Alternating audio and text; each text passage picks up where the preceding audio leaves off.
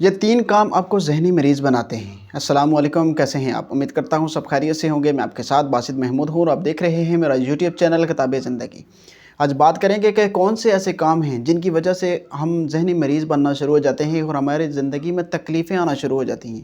آج اسی کے اوپر بات ہوگی۔ آج کچھ ایسی چیزیں آپ کے ساتھ شیئر کروں گا کہ جو آپ اپنی زندگی میں غلطیاں کر رہے ہیں، جس کی وجہ سے آپ ذہنی مریض بنتے ہیں اور آپ ڈپریشن کا شکار ہوتے ہیں، آپ کو انزائٹی اٹیک کرتی ہے، آپ سٹریس میں جاتے ہیں اور آپ کا رشتہ بھی اسی چیز سے خراب ہوتا ہے۔ آپ کو مختلف چیزیں ایسی ہیں جن کی وجہ سے آپ کی زندگی میں پرابلمز آتی ہیں۔ تو آج انہی کے اوپر بات ہوگی۔ ویڈیو کے ساتھ جڑے رہیں اور ویڈیو کو لائک ضرور کر دیا کریں اور شیئر کیا کریں اپنے دوستوں کے ساتھ، اور میرے چینل پر نئے ہیں تو چینل کو سبسکرائب کر لیں، بیل آئیکن کو پریس کر لیں تاکہ ہر نئی آنے والی ویڈیو آپ تک بر وقت پہنچ سکے۔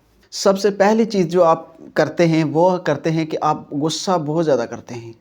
غصے کو کنٹرول کرنا سیکھیں۔ اس غصے کو آپ جب تک کنٹرول نہیں کریں گے تب تک آپ کا ہی نقصان ہوتا رہے گا، کیونکہ غصے میں آ کر آپ ایسے الفاظ بھی بول جاتے ہیں کہ جو دوسرے کے دل سے ہی آپ کو اتار دیتے ہیں۔ ایک تو رشتہ خراب ہو گیا، دوسرا کہ غصہ آپ کے اپنے دماغ کو ہی کھا جاتا ہے، آپ کے اپنے اندر یعنی اپنے آپ کو ہی جو آپ نقصان پہنچا رہے ہوتے ہیں۔ اس سے دوسرے انسان کے ساتھ آپ جب تلخ کلامی کریں گے، آپ غلط ورڈز یوز کریں گے، تب آپ کا رشتہ بھی خراب ہوا، آپ کی اپنی لائف میں بھی پرابلمز آئی اور آپ ذہنی مریض بننے کی طرف بھی جائیں گے، کیونکہ غصہ آپ کے دماغ کو کھا رہا ہے۔ تو یہ سب سے بڑی نقصان دہ چیز ہے جو آپ کرتے ہیں۔ غصے کو کنٹرول کرنا سیکھیں، اور غصے کو کنٹرول کرنے کے لیے جب غصہ آئے کوشش کرنی چاہیے انسان کو صبر سے کام لیں، اور پانی پی سکتا ہے انسان ادر چیزوں میں اپنا مائنڈ یوز کر سکتا ہے۔ فوراً سے ری ایکٹ کی طرف نہیں جانا، غصے میں آ کر غلط ورڈز یوز نہیں کرنے۔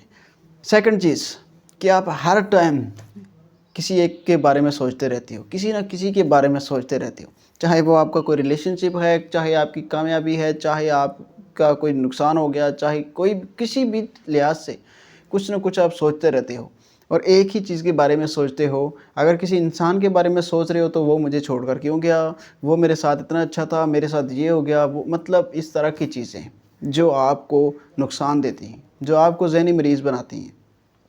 اس چیز سے تو کوئی فائدہ نہیں، جو گزر گیا سو گزر گیا۔ اب اس چیز کے بارے میں سوچنا جو ہمارے لیے نقصان دہ ثابت ہو، وہ ہمارے لیے کوئی فائدہ تو نہیں دے رہی۔ ہم اس کو سوچ کے کیا فائدہ؟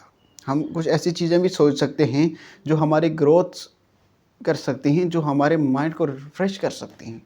ضروری ہے کہ ہم کسی ایک کے بارے میں سوچتے رہنا اور ماضی میں زندہ رہنا۔ جب تک ہم ماضی سے نہیں نکلیں گے تب تک کبھی بھی ہم جو ہے نا وہ اپنے آپ کو گروتھ کی طرف نہیں لا سکتے، اور یہ چیزیں ہمیں ذہنی مریض بناتی ہیں۔ نمبر 3 کہ آپ ہر ٹائم فری رہتے ہو۔ اب فری رہنے سے کیا مراد ہے کہ آپ کوئی کام نہیں کرتے، کچھ نہیں کرتے، بس ہر ٹائم فری، اور کسی ایک انسان کے بارے میں ہی آپ سوچتے ہو، اس کے بارے میں ہی آپ جو ہے نا وہ بات کرتے ہو، اسی کا انتظار کرتے ہو۔ مطلب کام کاج کوئی نہیں ہے آپ کی لائف میں۔